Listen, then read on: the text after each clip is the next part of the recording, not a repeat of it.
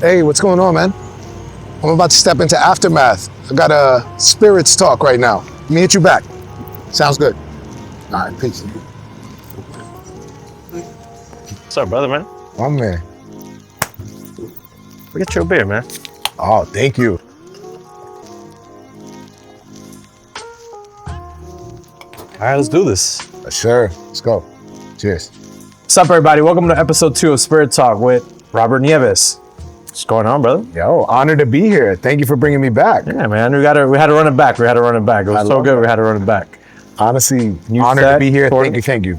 Yes. So we got a new set, new production team, and we wanted to, bring it in. Upgraded a little bit, I gotta say, A little bit. And you met all of my demands for the We had to leave some of the stuff off, but what's it called? The rider. the rider? Yeah. A little ridiculous, but we love you, appreciate you. We got Peppermint the tea, You know what? I appreciate you coming back. There was so much more we had to dive into. We'll talk a little bit of 10 to 1, but most importantly, we want to know how you got in this industry, how it came along. What was your humble starts, your humble beginnings in this industry? Man, very humble beginnings, man. So we'll take it back a bit. You know, I've been in the industry now a little over a decade. My first job behind a bar was actually at a place called Bruno's on the Boulevard. I believe they're still open somewhere in Queens. I think I went there once or twice for some quinceañera party, something. Yeah. I was gonna say sweet 16, quinceañera or wedding is one of those. Yeah, man. So I had a full-time job at the time, and I was a part-time caterer. I worked there with my friend Mustafa, is like my best friend, and he was working there as a waiter. He actually lived in East Elmhurst, so it was right by his house. And he's like, "Hey, man, I'm making good money here. Come try this out." And because I was a pretty big kid, they were like, all right, we don't want to put him on the floor because he's a little too big to be a waiter or probably like bump into people. Let's put him behind the bar. And that's where it all started for me. And it started and ended pretty abruptly. Uh-oh. Yeah, I worked this wedding, and I remember a guy tipped me with a $100 bill and asked me for $50 change. Turns out it was a fake 100. And I went to the bank, they confiscated the $100 bill, and I was like, I'm done. That's it. I don't want to do this anymore. That's a huge turnoff for somebody, It was rough, especially when you're like 18, 19 years old. That $100 meant a lot to me. So I was like, oh man, I'm down bad right now. But yeah, that's kind of where it all started. And then it kind of evolved from there into a couple different opportunities for me that had nothing to do with hospitality that led me back. Gotcha. Okay. Nice. So humble beginnings there. Where do you make your scene? Where you break your entry into your behind the bar, being back into it? Yes. So it's funny, man. It's funny. Shout out to Blend on the Water. That was actually my first bartending job. Shout out to them. Yeah. So shout out to the entire team there. They've grown quite a bit since that time, and they've opened many venues since then. But yeah, man, so it's funny. I actually worked at Mark Echo for a long time. I know a lot of people are probably familiar with the Rhino. I am. We are. Especially in like hip hop culture, pretty iconic. So a friend of mine, Ariel Gonzalez, who now lives in Miami, he has a clothing brand called Agni Atelier with one of my best friends, June, who you know. Shout out to June. Yeah. Shout out to June. Norio. Yeah. And I became a partner in the business. So this was step one in entrepreneurship. So we haven't really gotten to the hospitality part yet. But yeah, first time being on the ownership side. And I learned very quickly that you're the last person to get paid. If that, yeah. If there's enough money to pay yourself. Right? So that's kind of how that works. And I said, okay, I need to probably get like a side hustle to fund my main hustle, which is the story of the love letter of New York, is that one job is never enough. Never. I worked 6 days a week in the clothing store with my partners because we couldn't really afford to have people working. And at the time we had an office space, which we probably shouldn't have ever signed a lease for in Long Island City. And yeah, we were on top of Murray's Cheese, which is probably really famous now. You might know the brand. Yeah. They have like little cheese bars all over these up and coming neighborhoods, and they do like wine programs and cheese pairings. But we're on top of their corporate office in Long Island City. And we were fulfilling online orders. We did things like that out of the office. But after work, we would go to Blend on Vernon Boulevard, the original Blend. And I became friendly with the owner, Anthony. You know, he and I spent some time hanging out, and he's like, hey man, I'm opening this new thing, Blend on the Water. And I knew I needed to make some extra money. So I was like, hey man, you think you can give me a job like in the new spot? He's like, hey, you know how to bartend? And I'm like, well, I kind of do. We'll figure it out. We'll figure it out. So yeah. Funny, I went to bartending school too, man. Like I'm one of the few people who actually saw this industry through that did graduate from bartending school. And shout out to my mom for believing in that dream. And I was like, I need to go to bartender school. I didn't learn shit, man. I love it. I love that. You're playing around with flavored water, but I remember my bartending instructor worked at the 40/40 Club. It's hilarious. Yeah. But anywho, yeah, man. So Anthony gave me an opportunity. I was the opening bartender at Blend on the Water with Chef Kelvin at that time. Nice. So we had a lot of visibility when we opened the restaurant. It was really, really popular. And I got destroyed, man. Like from day one. That's how you learn, you know? You gotta... Some people never learn that though, and it shows. Yeah. Some people never learn, and they've never gotten destroyed behind the bar, or been in the weeds, they have no idea. So I pretty much from day one, that whole first year was just like getting beat up behind the bar, you know? 2-for-1 mojitos. Oof. And it was mojitos every single day. Yes. I worked on Tuesdays, it was 2-for-1 mojitos. I think I would make 200 to 300 mojitos a night, just myself. Yeah. So yeah. Crash course. Just thinking about it, Laura, it's just like, whoa. Crash course in mixology there, man. Yeah. Making the bartender's favorite drink, the mojito. Yeah. Amongst other things. And yeah, man, I remember being there, was really kind of curious about the industry, but it was a side thing for me. It was something that I didn't see myself doing full time. I do remember though, when we opened the bar, they sent in someone from Bacardi, Juan Coronado, which shout out to Juan. He now owns Mi Gente Tequila. And Dominicanos. Dominicanos out here. And Puerto Ricans too. And Puerto Ricans. Natasha doing her thing. De lo mío personal, yeah. But yeah, man, funny enough, he came in, he taught us how to make the perfect mojito on behalf of Bacardi. He was Bacardi's global brand ambassador at the time. And I remember I saw him and he was someone that I could see myself in. And I told myself, I was like, one day I want to do what this guy does, you know? And that's kind of where it all started for me. And that's when the curiosity became more of like, okay, we're gonna do this and we're gonna figure it out. We're gonna make it a career. And I kind of always set out to make hospitality my career because people told me I couldn't do it. And people were, especially like my parents, you know how that goes. Yeah. Latin parents, Caribbean parents. When I told them I'm gonna be a mixologist, they were like, they're like, yeah, go back to school. ¿Qué es lo que tú estás diciendo? ¿Qué es lo que tú dices? ¿Qué es lo que tú dices? No. They were trying to get me back into school and to like focus on something else for my career. And, you know, I saw the value in hospitality from that moment and never turned back. Right. This is a beautiful industry and you're pioneering so many things and breaking ground so many things. So I'm pretty sure they have a different take on it right now. So, you know, I love my parents. Shout out to my parents. Thank you for being patient with me. You know, I am a pretty hard-headed guy when it comes to like putting my mind towards something. So when I made that decision amongst myself, I was like, yeah, there is no losing, right? And Mark, the founder of 10 to 1, my boss, shout out to Mark. Shout out to Mark. We were having a conversation. He was like, the difference between winning and losing is not accepting defeat. So I just didn't accept any other outcome than like what I was expecting for myself. And I persevered. And I think the people who succeed in life persevere and they push on no matter what, no matter how hard it gets.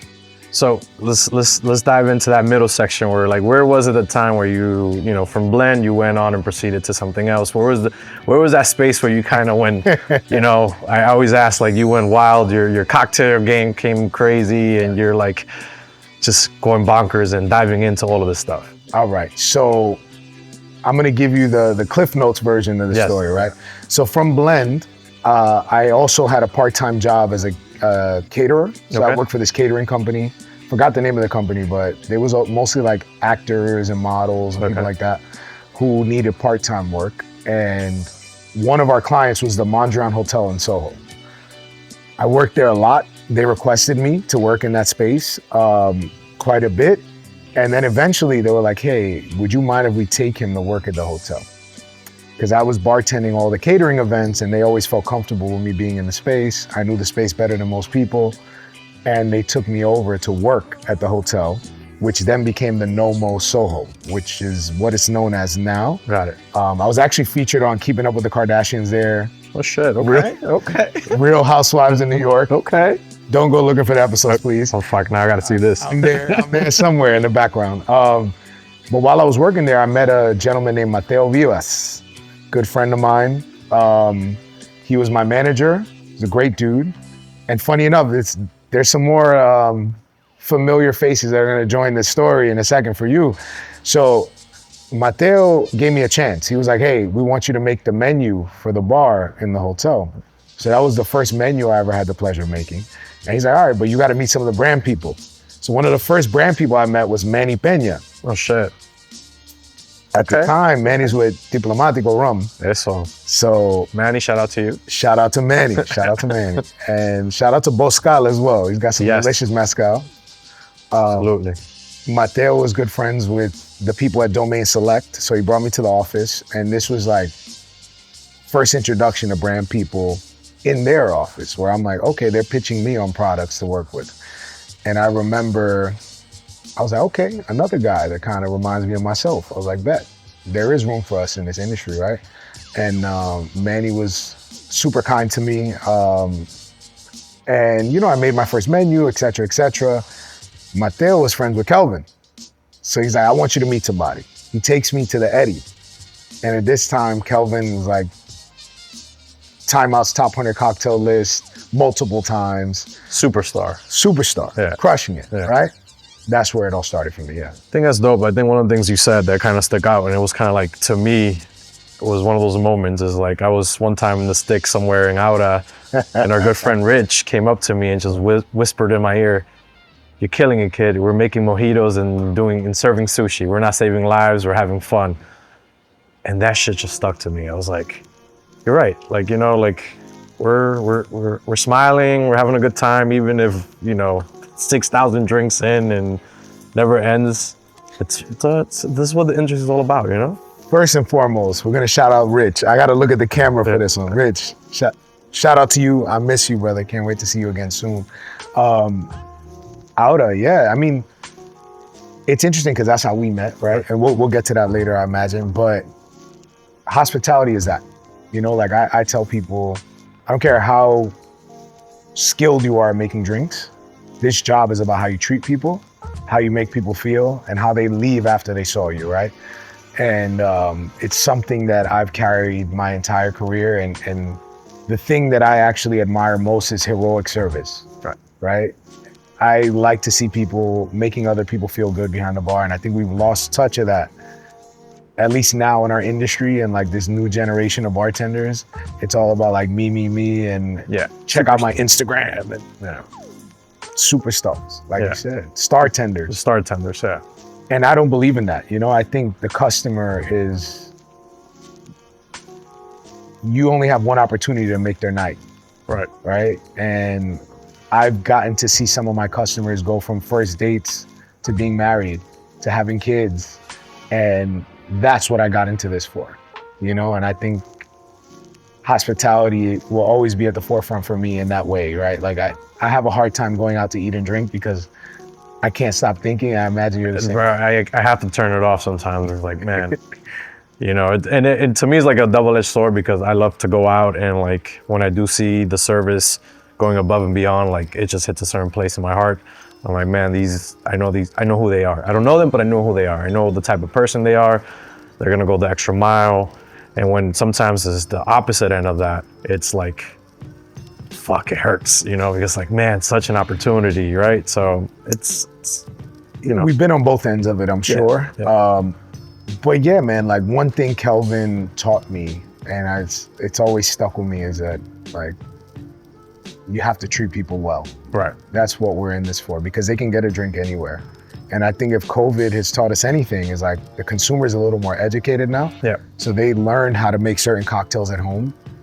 If you can't deliver an experience that is impactful and special, what's the reason for them to come to your establishment and visit you, right? So that hospitality has always kind of been at the forefront of my journey. And I thank Kelvin all the time for that, because he really helped me turn that corner, and I took that everywhere I went. And it makes it hard because you have those moments where you meet operators who don't think that way. So speaking of operators, and we're getting into that a little bit, right? So I think you were a man that wear many hats, right? From like representing an amazing rum company. I think you spearhead a lot of New York City for it, right? Like you taught me about it. I was like, I didn't even know what you were doing at one point. And you're like, oh, I'm doing this rum. I'm like, I'm in, like, let's do it. Yeah. And it happens to be that the rum is delicious, right? I love the white. We do a lot with that here, and like the educational piece too of that too. But being an operator, yes, you're a man who wears many hats, from like representing this to like having your endeavors in other places. Shout out to the Record Room, and shout out to Record Room, absolutely. And soon to be other stuff. Soon to be. How do you manage both? How do you deal with that? Like, how do you go from, I think you have such a vantage point that it's very, very unique. Thank you. Yeah. Thank you for that, first and foremost. Record Room was an interesting project, right? Because it was one of my former employers, who happened to be one of the best employers I ever had, right? Like, I've basically changed my life as a bartender and gave me faith in this industry in a lot of ways. And one of my regulars, right? So they came together to open this project, and they reached out to me and they were like, hey, we want some help with like the bar program. And at the time, I was expecting my first child. It was a pretty interesting like pressure cooker of things happening. Right. All at once. So you make diamonds, though. That's how you make diamonds, 100%. So, it was a very trying time for me, but it's one of the things I'm most proud of in my career, I would say. Looking back to that time, I remember Record Room was like a construction site until it wasn't. And that's kind of how openings are, I've done a lot of openings, none where I was so invested like this one. And I had the pleasure of getting this place open and, working on my first wine list. First time, I've done a beer menu before. That's kind of easy, but the wine list was challenging for me. I can imagine. Yeah, I'm like, I could do other stuff, but the wine list is like, man, I'm lost in that one. I became a bit of a snob in that regard, and I want to eventually go for my like somm and stuff. And if I have a buddy to do it with, it'll make life a lot easier. So let's figure this out. Maybe we'll figure that out. Yeah, very soon. But yeah, man. So Record Room was a passion project, which happened to become massively successful. And I believe in that neighborhood, right? What people don't understand is I worked in Long Island City for a decade. I know the residents there. I know the neighborhood. I know what to expect when opening a place. So it was just a perfect storm of like a lot of my strengths coming together, and an amazing team, because it was by no stretch of the imagination was just me. It was you guys hit the ground running. Like, it was very evident. You guys were dialed in, which is amazing. Dude, it felt like playing for the Golden State Warriors, like in their prime. And you just got to make sure you don't miss your shot. That's all it is. Yeah. So I got very fortunate in that regard. And when preparation and opportunity meet, really great things happen. And I think that's exactly what happened at Record Room. Hell yeah. Oh yeah. Yeah, man. Awesome. A little bit of luck too. Yeah, I wouldn't say luck, man. A lot of hard work, I would say. I would definitely say that, right? Sure. Again, that vantage point in doing in this industry, it's a slippery slope sometimes, right? Just because there's so much stuff going on. How do you maintain a balance of like being a husband, a father, dealing with your life, and like, again, being a brand representative for a rum company who's like blowing up, Record Room, other projects, and like you're always constantly, you're dialed in, you're always tapped in. So how do you keep that balance? Because it's it's a great question. It's intentional, right? Like, this stuff doesn't define me, and I had to do some inner work and look inside and be like, hey, is my job who I am? And it's not. And my work isn't the only thing that's important or special about me. Like, the most important title I have is being a father and being a husband, partner, you know? Those things to me, at least from a value standpoint, sit a little bit higher than everything else. Well, you have to provide and you have to do work. So I'm fortunate enough that I get to do things I'm passionate about, that I love. Right. But you also have to set boundaries, right? Like, you understand this. Yeah. You're running a budding business right now. You understand how it works. You got kids at home, right? Like, I try to give them as much of a normal schedule with me as possible, where I work Monday through Friday. If people need to reach me on the weekends, they can. I hope it's an emergency. But you know, like, the heavy lifting gets done during the week. Right. The orders, the brand deals, the things of that nature, that all happens Monday through Friday. So it's just setting some boundaries and investing the time in things that are important. And I think spending time at home is important. I'm also a Cancer, and I have like that home thing. Like, I need to be home. I need to feel grounded at home. But yeah, that's kind of where I find that balance, man. So tying into 10 to 1, I think is, you know, Mark is an amazing character. I think the spirits are great. So like, it's a small brand that is hustling very, you know, very parallel to your hustle, what you're going on. So like, you want to dive a little bit into the brand and tell me, you know, what some of the accomplishments that 10 to 1's done. I can go, when people come in, it's like, do you have this rum? You have that rum? And we carry a bunch of other rums and they're all great.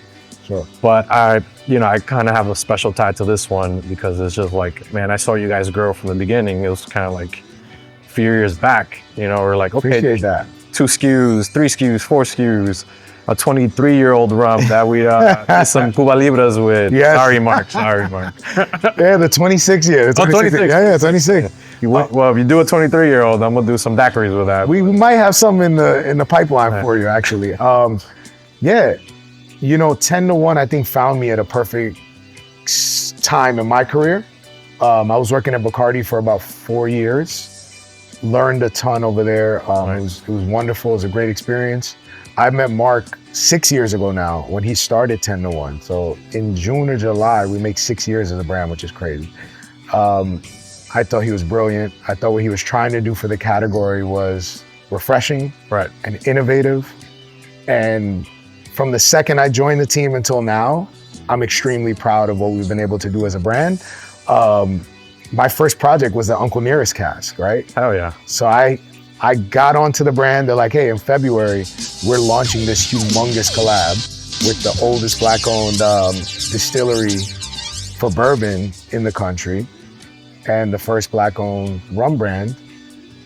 Sold like wildfire, 10,000 bottles. I believe you had some. Oh, we did. We did. Yeah. We worked on a cocktail book called Kindred Spirits, featuring Black bartenders from around the country, publishing them. That book actually ended up at Oprah's house. So we got it here somewhere too. So y'all definitely have it here. Yeah. So those bartenders who were featured made it to Oprah. Like, I think about that stuff and I'm like, Oprah has this book somewhere in her house, which is crazy. But yeah, the brand has been the most awarded rum brand since we launched 6 years ago. The white rum in particular, which you mentioned, has swept every single award ceremony it's been entered in.